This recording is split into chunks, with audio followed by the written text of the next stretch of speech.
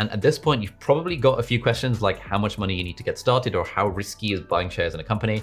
And I promise we're gonna get to that. But point number 6 is how the hell do you buy a share in the first place? And this is where it can kind of get complicated because it's not as simple as going on apple.com/buy and just buying a share in Apple. It doesn't quite work like that. Instead, you have to go through what's called a broker. And back in the day, a stockbroker was a physical person, usually a dude, who you would call on the phone and say, hey, Bob, I want to place an order for some shares in Apple. And then Bob would type some stuff into his computer or place like a paper order, and then you would own shares in Apple. Thankfully, these days, we don't really have to talk to Bob because there's loads and loads of online brokers instead. And so you make an account on an online broker and then you can buy shares in a company through that. A bit annoyingly, every different country has their own different brokers that operate in that country because to be an online broker in a country, you have to abide by like a zillion different laws. And so in the UK, the system is different to the US, which is different to Canada and Germany and so on. In the UK, for example, most banks do have their own online brokery type thing. So with most bank accounts, you can also open an investment account with them and then invest online. But usually the interface is a bit clunky, it's a bit old fashioned. And so you're usually better off going with an online broker. In the UK, the